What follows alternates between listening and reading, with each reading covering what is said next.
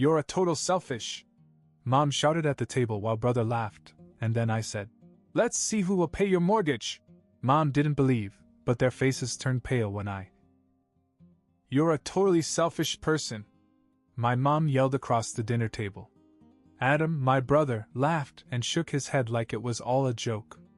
I just sat there, gripping my fork, feeling the familiar weight of frustration settle in my chest. It was her birthday.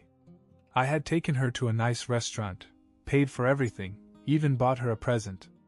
I didn't expect much in the way of thanks. Gratitude wasn't exactly her strong suit, but I also didn't expect to be torn apart the second I said something she didn't like. I can't help with the mortgage anymore, I said. I quit my job. Silence. Then my mom blinked, as if I had spoken another language. Adam's grin faded. You've got to be kidding me. I wasn't. And honestly, I should have done this a long time ago. I'd been covering my mom's mortgage for the last 8 months. Not helping cover. I also sent her extra money every month because, as she liked to say, family has to help family. That was her favorite line. She would pull it out whenever she needed something. And Adam, of course, backed her up every time, especially when it came to his own bank account. $4,000. That's how much I'd sent him for his self-improvement courses. He claimed he was working on bettering himself. But I never saw any proof. No books, no certificates, no real effort. Just vague comments about investing in himself. While he sat around waiting for me to foot the bill. And for years I did. That was the worst part. I let it happen. I was the responsible one, the one who got good grades, the one who worked through college, the one who got a solid job right out of college. I never asked for help because I knew there wouldn't be any.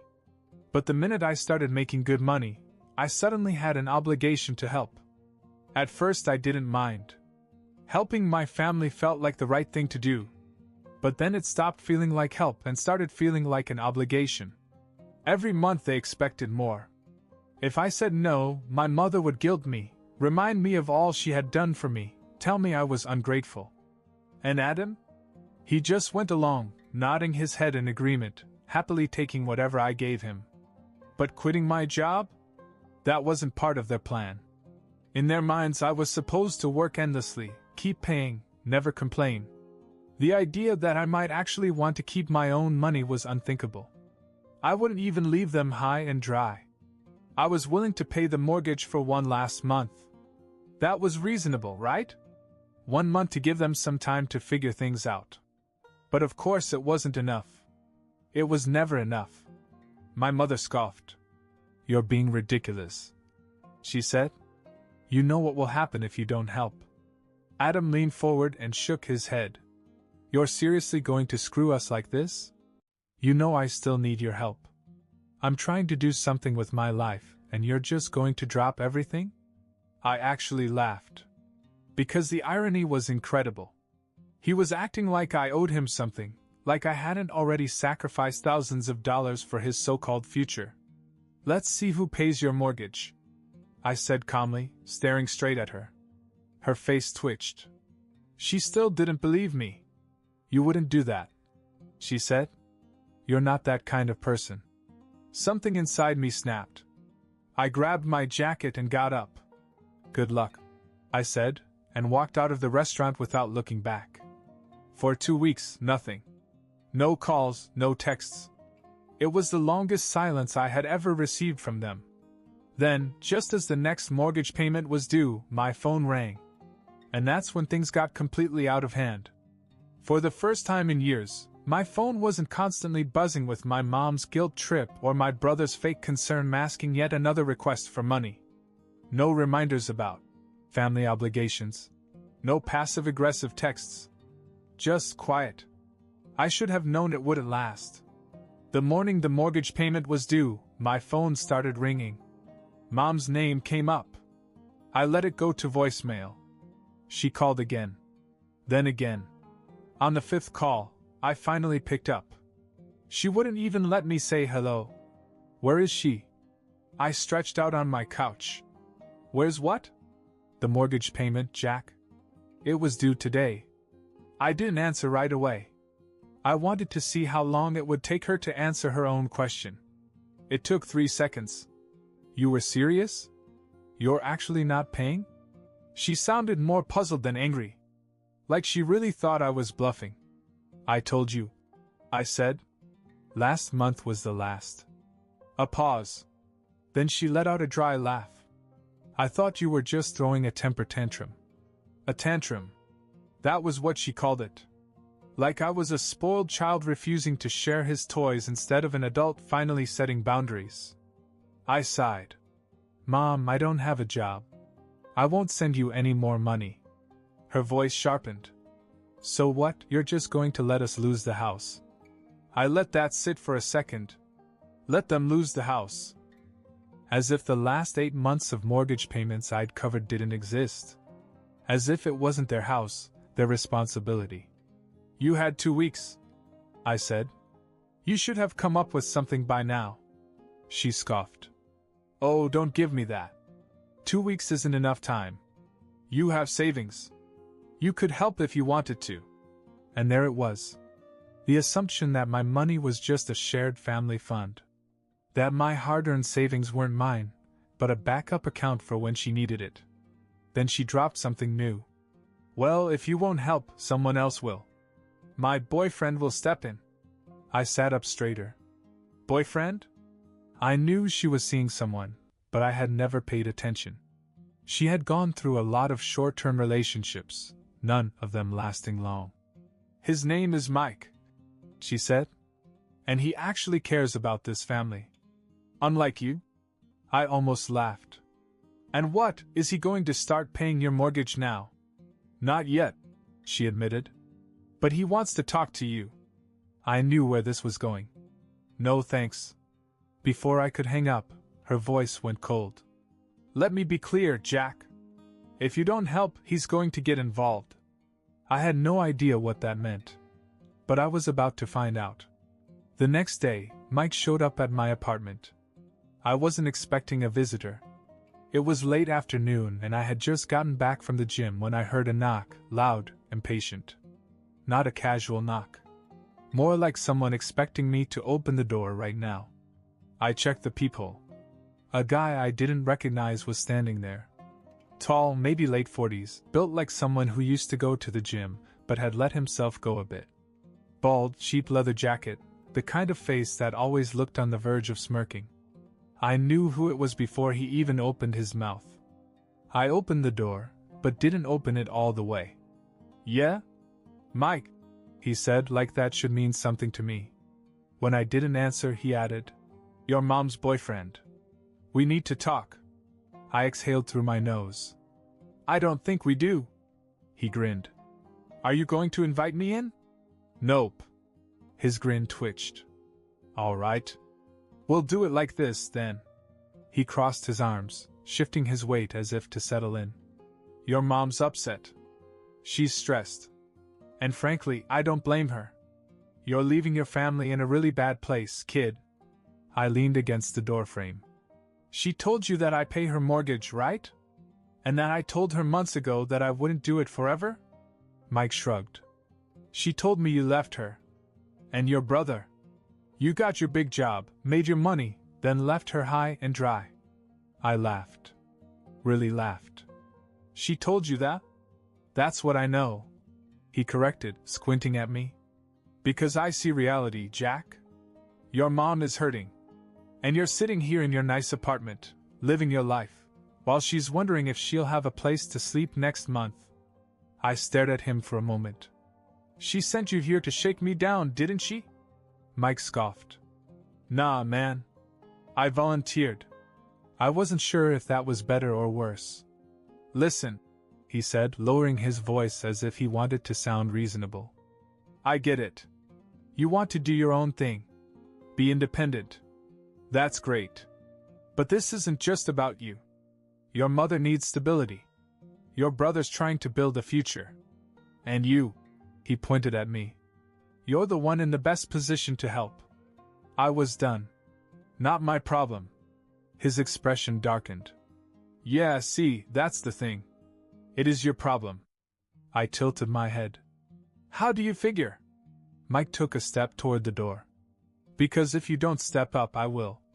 And you're not going to like the way I do things. That caught me off guard. Excuse me? You think I don't know what you do? I do. He tapped his temple.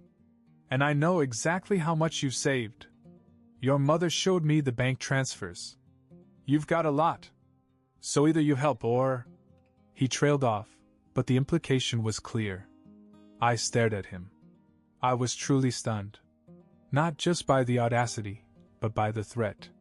Then I smiled. You said my mom showed you my wire transfers? Mike grinned as if he had won. That's right. Cool, I said. That's illegal. The grin slipped. And since I never gave her access to my accounts, I continued, I'm guessing she either went through my personal information without permission or lied about why she needed the money. Either way, I'd like to see what my bank has to say about this. Mike's face twitched. Look, kid, I cut him off. You got 10 seconds to get out of my house before I call the cops. 9. He hesitated. 8. His jaw tightened. 7. He turned and walked away. I waited until he was completely down the hall before I closed the door. My hands trembled, not with fear, but with adrenaline. Because this wasn't just a family drama anymore. This was something else. Something uglier. And I had a feeling it wasn't over. Something about Mike's visit stuck with me, not just the threats, but the fact that my mother had actually shown him my bank transfers.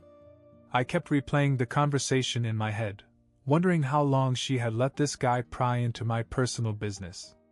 By morning, I had decided I wasn't going to let it go. But when I stepped outside and saw my car, my stomach sank. Left front tire? Flat. Slashed, actually. And above the driver's side door, a deep, jagged scratch from a key. I didn't have to guess who'd done it. I took a slow breath, forced myself to stay calm, then pulled out my phone and called my mom. She answered on the second ring, as if she had been waiting for me. Before I could say anything, she sighed dramatically. Oh, so now you want to talk? My car got trashed, I said flatly. Flat tire. Keyed door. You want to explain that? She didn't even try to deny it. Well, maybe next time you'll think twice before making your family suffer. I gritted my teeth. This is how you handle things now? Sending your boyfriend to threaten me and then trashing my car? She scoffed. This is nothing. If you don't fix this, it's going to get worse. Something inside me snapped. I hung up, opened the trunk, and went to work. All the while my mind was racing. My hands were steady as I replaced the spare, but my pulse was pounding. They wanted to scare me. They wanted me to break. Not happening. 30 minutes later, I was in the car, speeding toward my mom's house. I had no plan. I just knew I was done playing defense. As I pulled into the driveway, I barely had time to turn off the engine before the front door swung open. My mom stepped out, arms crossed, looking bored. Like I was the unreasonable one around here. Then, behind her, the screen door creaked open and Mike appeared. But that wasn't all. Adam was there too. And he wasn't alone. There was another guy, someone I didn't recognize, leaning against the porch railing, arms covered in tattoos, watching me with a grin. And at that moment, I realized something. This wasn't just about money anymore. They were waiting for me. As soon as I got out of the car, I knew something was wrong. My mom was standing on the porch with her arms crossed, a smug look on her face like she had already won. Mike was next to her, grinning like he was enjoying a private joke. Adam leaned against the doorframe, avoiding eye contact. But it was the other guy, tattoos, buzz cut, about my age but rougher, that really set off alarms in my head. I had no idea who he was, but he was watching me too closely. As if he was waiting for something. I closed the car door and walked up the driveway. All right, I said. Who's the extra? Tattoo guy grinned, but didn't answer. My mom did. This is Ryan, she said, like that explained everything. A friend of the family. Mike chuckled. He helps out when people won't listen. Ah. So this was an intimidation thing. Cute. I crossed my arms. So let me get this straight. You slashed my tire, keyed my car, and now you've got some hired goon trying to scare me? Ryan actually laughed at that.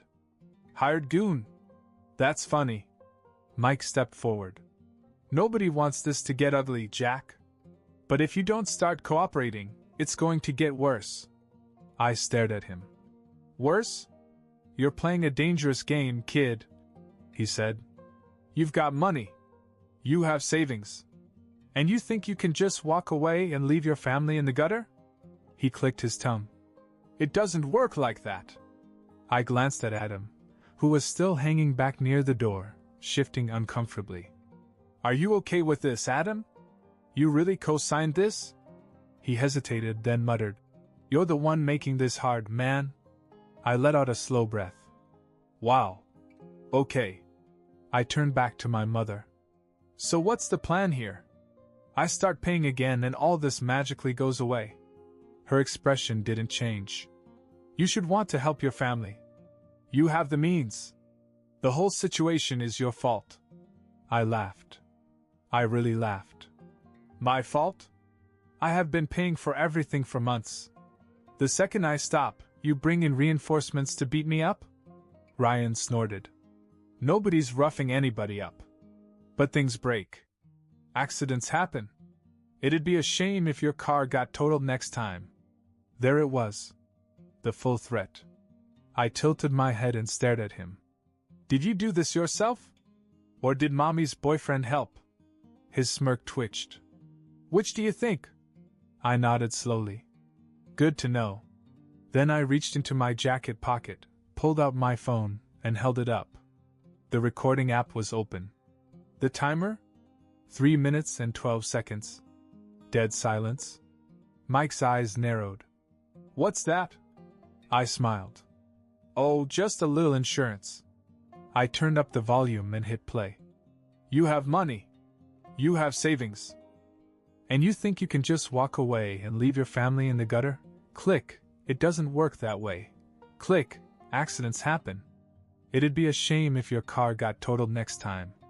Ryan's smirk disappeared. Adam turned pale. Mike's expression darkened. My mom. She even looked nervous. I put the phone back in my pocket. So here's what's going to happen. I said. You're all going to back off. No more calls. No more visits. No more accidents. Because if anything else happens to me, my car, my apartment, hell, even my mail, that recording goes straight to the cops. Mike clenched his jaw. You wouldn't do that. You sure? I raised an eyebrow. Because I'd like to see what the cops think about a bunch of threats, financial exploitation, and destruction of property. I nodded at Ryan. Especially from your new little boyfriend. Ryan opened his mouth, then closed it. I exhaled. We're done here. I turned and walked back to my car and got in. As I pulled out of the driveway, I caught a glimpse of them in the rearview mirror, my mom, angry, Mike, stone-faced, Ryan, looking at the ground. And Adam? He was just standing there, staring at me. I didn't know what was going through his mind. But in that moment I didn't care. This wasn't over. Not by a long shot. For the first hour after I left my mother's house, I was shaking with adrenaline. My fingers were tight on the wheel, my mind racing with everything I could do to make them pay. I had enough to ruin them. I could take the recording to the police. Have Mike arrested for making threats. Maybe even have Ryan investigated. I had no idea what he was up to, but he didn't seem like the kind of guy to keep his hands clean. I could expose my mom for financial exploitation, drag Adam through the mud, burn every bridge they had left. They had used me, milked me for money, guilt me, and when I finally said enough, they turned on me like I was the bad guy. They slashed my tire, keyed my car, sent a thug to intimidate me. And now they were afraid. For once I had the power. And yet, the longer I drove, the more I realized something. I didn't really care about revenge. Revenge meant staying involved. It meant giving them more of my energy, my time, my thoughts. It meant that even if I won, I'd still have to deal with them. And I was so tired of dealing with them. So instead of planning how to get even, I started thinking about something else. Something bigger. What if I just left? Not just my apartment. Not just the city. But everything. By the time I pulled into my parking lot, the decision was made. I was leaving. And I wasn't coming back. I went inside, grabbed a suitcase, and started packing. Clothes, essentials, my laptop, the things I actually cared about. The rest? Didn't matter. Then I made the important phone calls. First, my landlord. I told him I was moving out immediately, breaking the lease, and paid the fee without a second thought. He didn't even ask why. Next, my bank. Locked everything down, new passwords, fraud alerts, extra security. If my mom had been snooping into my finances before, she wasn't going anywhere near them now. Then I wiped my social media clean. Deactivated accounts, removed contacts, cut any digital thread that could lead back to me. By nightfall, I had booked a one-way ticket. New city. New state. Somewhere near the ocean, because why not? The next morning, before I left for the airport, I sent Adam one last message. Tell Mom to stop calling. I'm done. Don't try to find me. Good luck. Then I blocked his number. Blocked all her numbers. And that was it. As I sat in the airport waiting for my flight, a strange sense of calm came over me. For the first time in my life, I didn't feel obligated to fix anything. I wasn't carrying someone else's problems. I wasn't waiting for the next guilt trip, the next demand, the next financial drain. I was free. As the plane took off, I looked out the window and smiled. They could call me selfish. They could hate me. They could tell themselves whatever lies made them feel better. I didn't care. Because for the first time in years, my life was mine. I landed in Los Angeles with nothing but a suitcase and the feeling that for the first time in my life I was actually free. The moment I stepped out of the airport, the warm air hit me, salty from the ocean, thick with city life. Palm trees lined the streets, the skyline stretched endlessly, and everything felt new. Mine. I found a small apartment in Santa Monica, a short walk from the beach. It wasn't much, a tiny kitchen, creaky floors, a landlord who returned texts 2 days late, but it had a balcony. Every morning I drank my coffee out there, watched the sunrise paint the ocean gold, listened to the waves crash instead of my mother's voice demanding money. I got a job. Not a stressful corporate job like before. Something easy. Something that paid enough to cover the rent and let me enjoy my life. No more breaking my back to pay for other people's lifestyles. One night, about a month after I moved, I was sitting on the sand watching the waves when my phone buzzed with an unknown number. I almost ignored it, but something inside me was curious. I answered. A pause. Then a familiar voice. Jack? Adam. I didn't say anything. He let out a slow breath. Mom's losing the house. I looked out at the ocean, the moonlight stretching over the waves. Okay, I said. Silence. Then, that's it. Yeah, I said. That's it. I hung up. Blocked the number. Then I got up, dusted the sand off my jeans, and walked home. For the first time in my life, their problems weren't my problems. And it felt damn good.